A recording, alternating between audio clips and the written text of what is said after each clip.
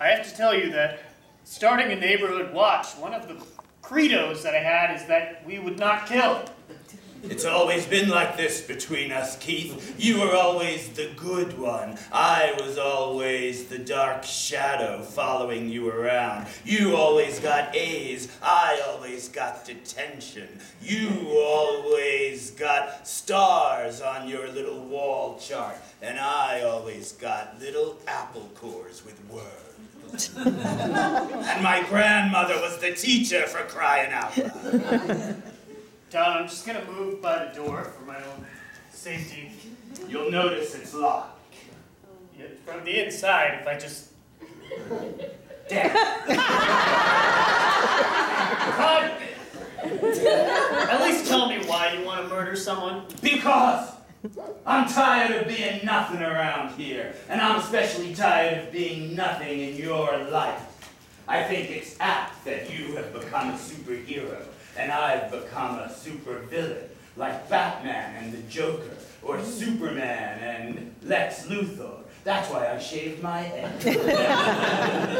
Well, first off, I'm currently dressed as Wonder Woman, as you can see, so I would appreciate you mentioning her. Fine, in that case, I'm a nameless Nazi. Let's not go that far, Todd. Todd, you don't have to kill someone to get attention. There's a lot of other things you can do. Name one.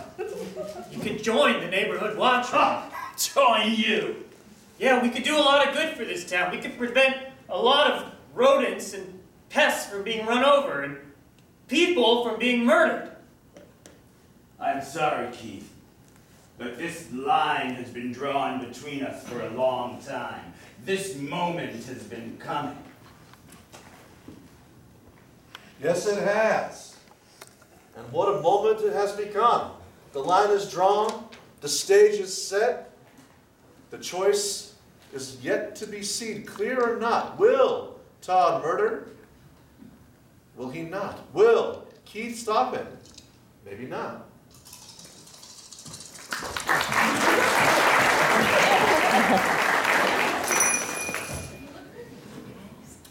I see. Number two is out. Number three is out. I have one number 4 and one number 6. Numbers 4 and 6 will be in location number 4, the bar.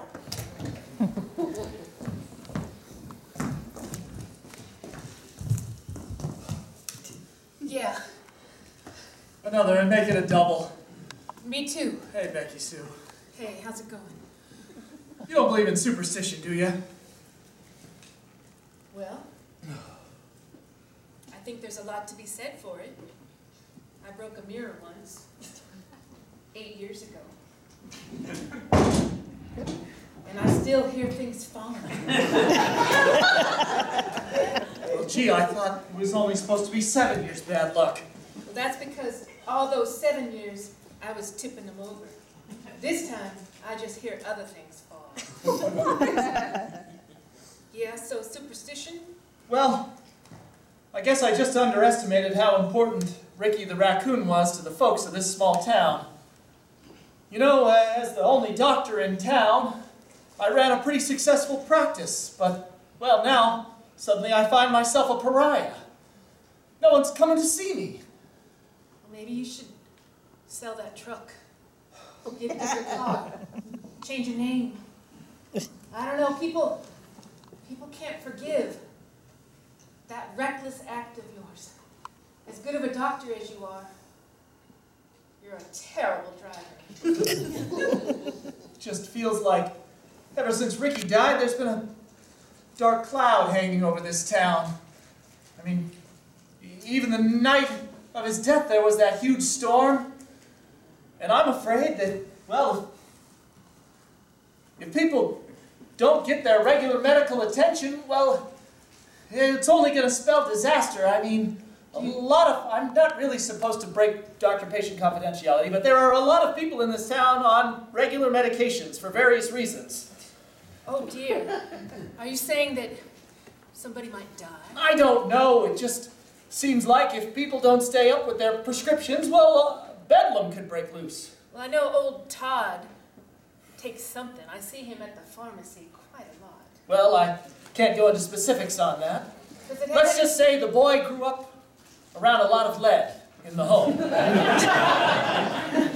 Well, that can be offset with medications, but if it goes unchecked, well, delusions of grandeur, hallucinations, I don't even want to think about what that boy is capable of. Do you know one time I saw old Todd out in front of his grandmother's conservatory with a lead pipe.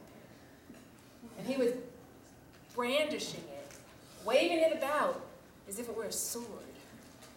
He didn't see me. He's a troubled boy. I'll say so. Listen, will you help me? What do you need? Do you hate me? I have forgiven you in my heart. Thank you, Becky Sue. That means an awful lot. Another shot for Becky Sue. In fact, a round for the bar, and this one's on me. See what I mean? Well, yes. Please, don't throw those peanuts at me. I had nothing to do with it. But thank you for the drink. Well, well, well. Relationships come and go. New alliances are made. These are how superhero stories are created, ladies and gentlemen. But a superhero story with a raccoon in it, that could never work.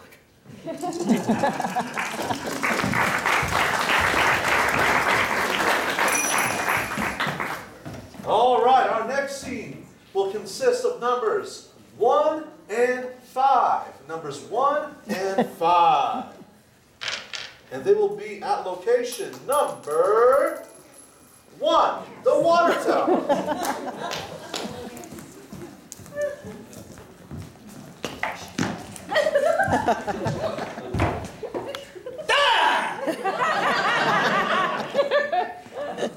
I followed you, Todd.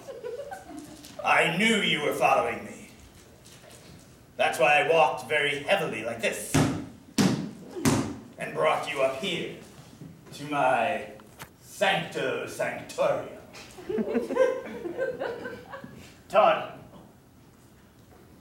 I want to drop this guise that you've put upon us as supervillain and superhero and talk as friends since we were 5. I'm listening.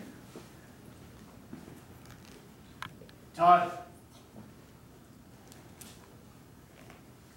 you were my best friend. That was a long time ago, before I was this.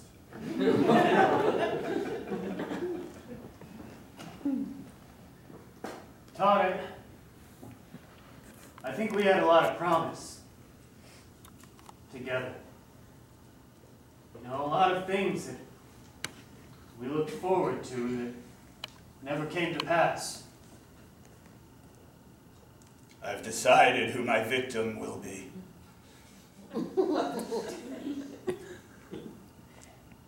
Well, tell me. I have an idea, ladies and gentlemen. I'm going to roll and see who his victim would be. Will it be number 1, 2, 3, 4, 5? You get the idea. Give me a minute, I'm thinking.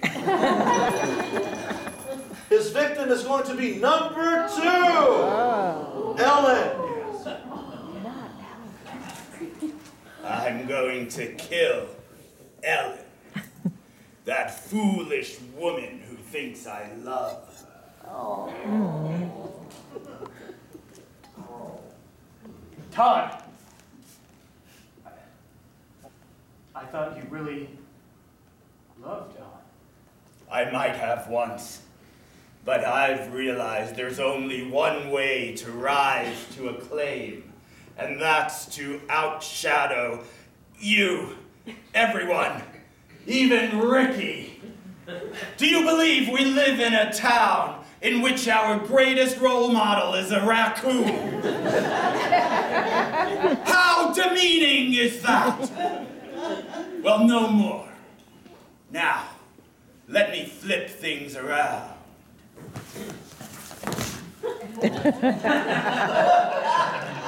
What if you join me? If I roll an even number, he will join him. If I roll an odd number, he won't.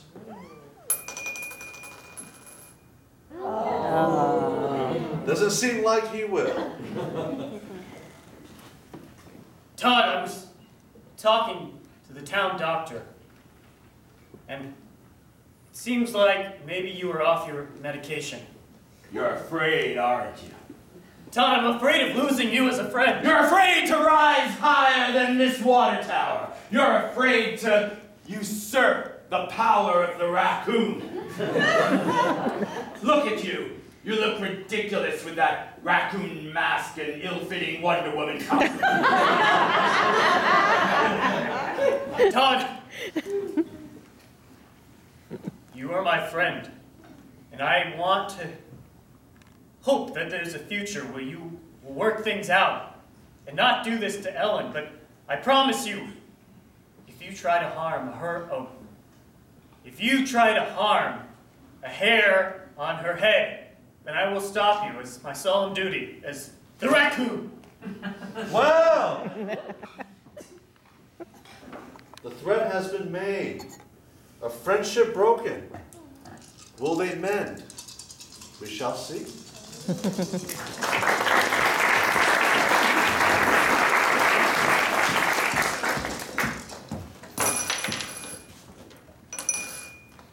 All right, we have number one is in. We have number three is out. We have 4, 5, and 6. Numbers 1, 4, 5, and 6.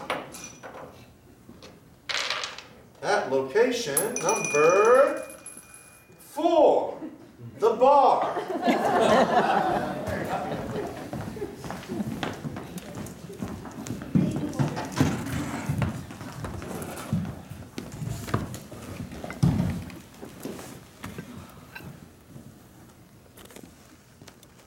4 hours of mediation and nothing! You two need to figure this out. We can't go on like this.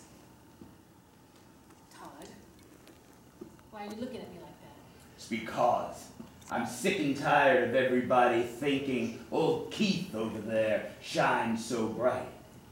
You know, Keith and I really aren't very different down inside, are we, Keith? We grew up in this town together. And yes, we have a lot of the same experiences, so it makes me wonder how you turned out so sour. Maybe it had something to do with that time in 2nd grade when somebody cheated on the spelling test. I have an idea. Why don't you two act it out? It'll be therapeutic. That sounds ridiculous. That sounds ridiculous. Trust me, I'm a doctor. Well, I'll take off my Wonder Woman costume. That's a great idea, Jerome. All right.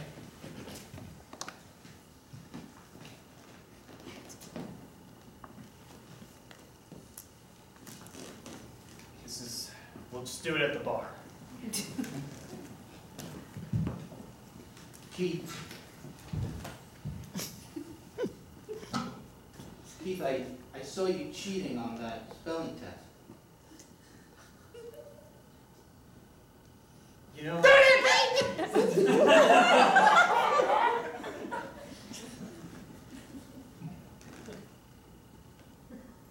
There is an order to things in this town, you understand? And it's those that rise above and do things that no one else is willing to do that make a difference. But don't you think we should just study and learn to spell the words? They only have 5 letters each. That's 5 letters too many for me. Look at you, you're so pathetic and so small. Don't you want to be something big? Becky Sue, if you wouldn't mind playing the part of Todd's grandmother who was their teacher. Of course.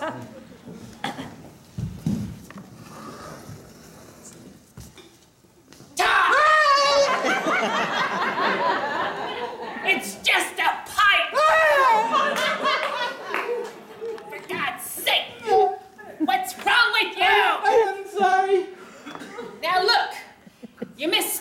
word again.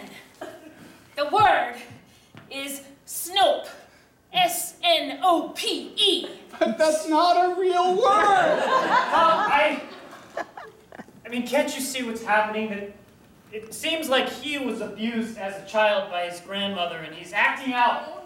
You need to get him locked up. Get him psychiatric help. Why don't we finish the story? Why don't we get to the part where Grandma asks you who cheated on the test and you blame me?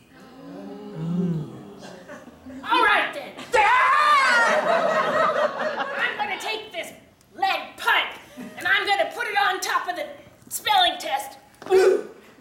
Now, who cheated? Which one of you boys cheated on this here spelling test? I am a perfectly honest and upright citizen. So Yes, he it does. was him! Oh, yes. Fingers are pointed. Histories have been revealed, as any good superhero story has. Let's see what the next scene will reveal.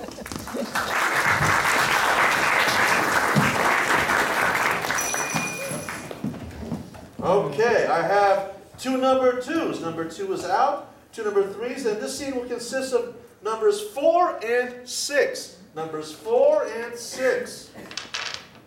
They will be at location number 4. The bar. We have to stop meeting like this. Daryl, that day with those two did not go over very well. You're right. I'm afraid that Todd may be beyond recuperation. I don't know that he'll ever be fixed. He clearly had a hard childhood that he's never gotten over. His grandmother was just terrible. But what a performance. Well, thank you. She was my teacher too, you know. And yes, she did have a lead pipe. Yes, she did have a lead pipe. I'm going to have these two remain on stage. We know potentially why Todd has turned out to be a villain, but I'm wondering, why is Ellen so anxious to see someone die? If I roll an odd number, we'll see Ellen hop into the scene. If I roll an even number, then we won't. A 6. I can't help but think that Ellen had something to do with this behavior, because he was normal. And It's funny you should mention that. I'm sorry, please finish. well, he was normal. Go ahead. You're a doctor. Well, I've noticed that the two of them are very close.